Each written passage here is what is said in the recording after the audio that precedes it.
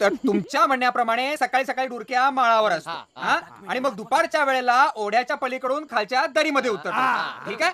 आणि मग संध्याकाळच्या वेळेला गवळ्याच्या शिवारातून गायीच्या बरोबर चावडीला वळसा घालून देवळापाशी बरोबर. करेक्ट साहेब, करेक्ट, एकदम सही. Very good. फक्त एवढंच आहे, दुर्क्या रोज असं करीनच याची गॅरंटी नाही. म्हणजे काय?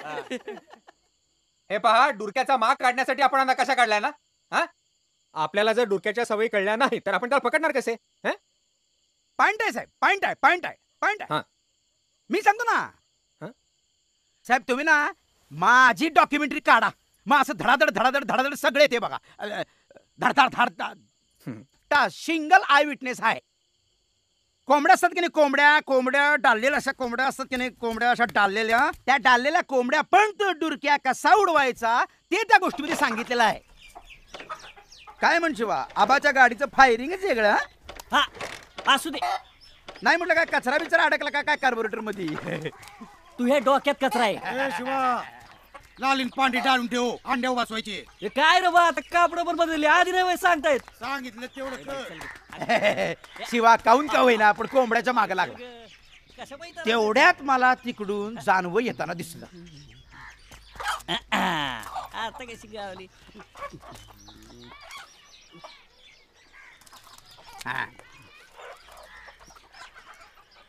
काय भटजी बुवा, आज पाचव्यांदा? काल कुठे होतं जेवण? तुला काय करायचंय? कुणाकडे असेल, लोक बोलवतात म्हणून जातो. लांब बसा जरा. कुठेही बसन, कसंही बसन, उलटा बसन, तुला काय? बघू नको.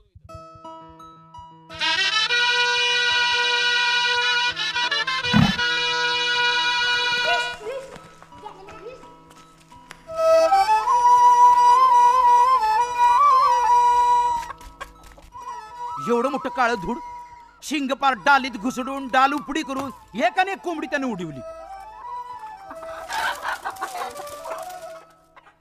शिव्या, का नाही डाळल्या रे कोंबड्या? हा आता तर डालल्या होत्या. मग तुझी माय बसली वय छपऱ्यावर. खरंच की?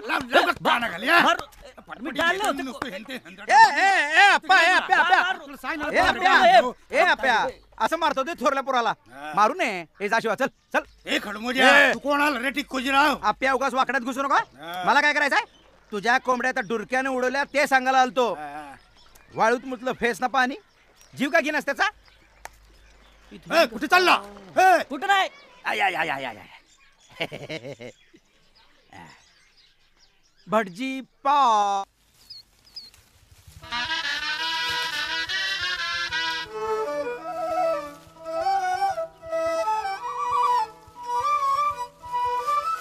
कसं मी पाहिलं असेल माझं मला माहित. अशी मी मान वर काढायला आणि धरणी कंपासारखा आवाज व्हायला एकच गाठ. मी म्हटलं आबाचा झेंडू. वा, जनावर निवळ पिसाडल्यागत वाटत होतं. हा, पाय जमिनीवर ठरत नव्हता. बसल्या बसल्या माझ्या अंगावर झेंडू फुटला.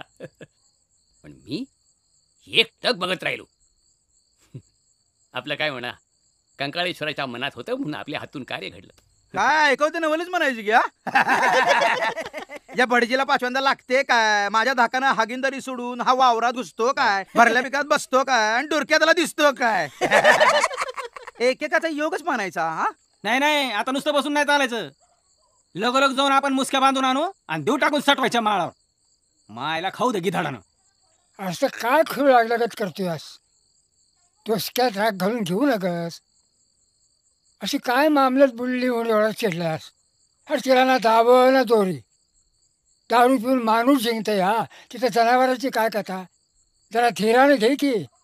आजा, माझ्या झेंडूचा सवाल असला असता ना तर मी बोललो पण नसतो. अरे अख्खा शिवरभर झेंडू उधळून टाकेन अख्ख्या गावावर. पण हे आखरीतच आहे. अरे ना माणूस बघत नाही ना, जनावर बघत नाही ना, पीक बघत नाही, नुसतं उडाय बघतोय. हा, एवढं बाकी खरा. हा आजा, गाव मध्ये पोरं बाळ फिरत असतात. आला एखादं पाय खाली म्हणजे हा काय करता, काय होऊन बसल? नाही नाही, करायला पाहिजे. तुम्ही नाही का, मी आलो. अरे मानणार हवं तुम्हाला. हा माणूस म्हणजे मनात आणलेली गोष्ट पुरी केल्याशिवाय राहतो का बिलकुल? आबा, मी पण येऊ का?